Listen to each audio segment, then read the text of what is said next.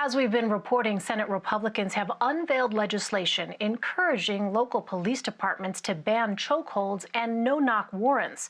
Republican Senator Chuck Grassley of Iowa will co-sponsor the bill. Iowa passed its own legislation banning addressing police misconduct earlier this week. For more, let's bring in Brianne Fahnensteel. She's the chief politics reporter for the Des Moines Register. Brianne, nice to see you again. Thanks very much for being with us. What is the significance of Senator Grassley's decision to co-sponsor the Republican bill? I think what this shows is just how mainstream a lot of these ideas have become. I think it can be really easy to kind of forget just how controversial the phrase Black Lives Matter was among Republicans 4 or 5 years ago when this movement was first emerging. And now we're seeing a lot of these same Republicans really embrace some of the ideas that that movement has been pushing for. And, of course, that comes with an asterisk. Democrats and others will, of course, argue that this doesn't go far enough, that there's much more to be done. But I think it shows that that there is movement here. Some of these ideas would not have been possible but for the, the protests and the demonstrations that we've seen in the past several weeks. Well, how does the plan from Senate Republicans compare to Iowa's police misconduct bill?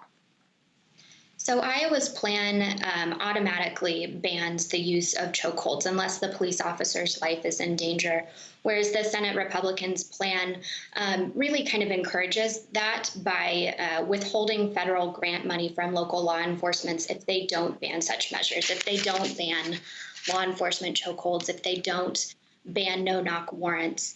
So that plan, I spoke with Senator Grassley earlier today. He says that version he sees as more constitutional, as that Congress can't necessarily ban local law enforcement from enacting some changes, but that they can withhold money or put restrictions on the money that they provide to local law enforcement.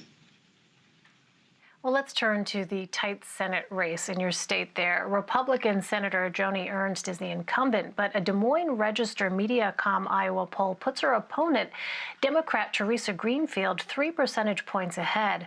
What are some of the challenges that Senator Ernst is facing, and why is Greenfield picking up popularity?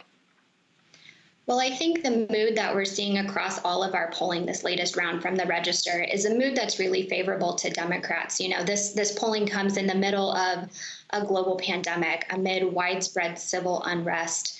There's a lot happening right now that Republicans in charge are having to deal with. And so I think there's a mood that favors some change right now. The president's approval rating is falling. Senator Ernst's approval rating has fallen. I think the Ernst campaign, though, would be quick to point out that there has been millions and millions of dollars spent on attacking her in the state, that Senator, Teresa Greenfield has something of a primary bump, a little bit of goodwill after winning her election. And so, this, I think, is very much a snapshot in time, and we'll be watching how it changes. But I think it's indicative of the mood that we're seeing across the state. Many of Senator Ernst's supporters also back President Trump. How could that factor in come November?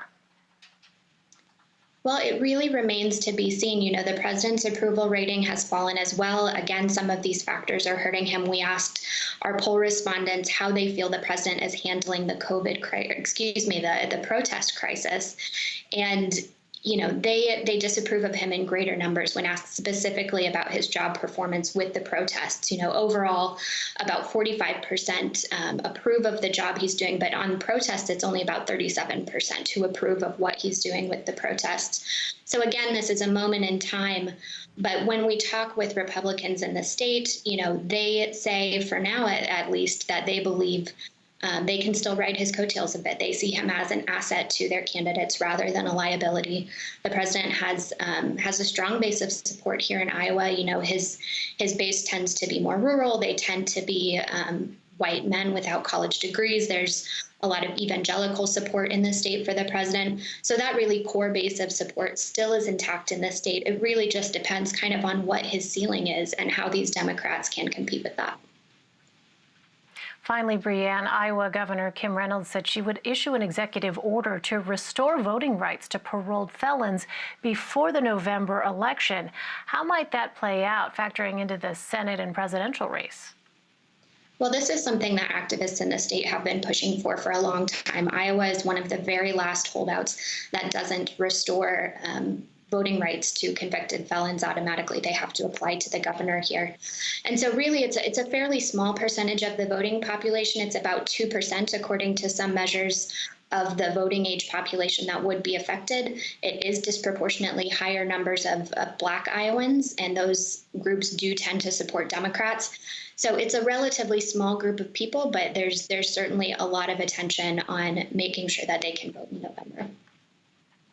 All right, we'll be watching closely. Breanne Faunen still. Breanne, nice to see you once again. Thank you very much. Thank you.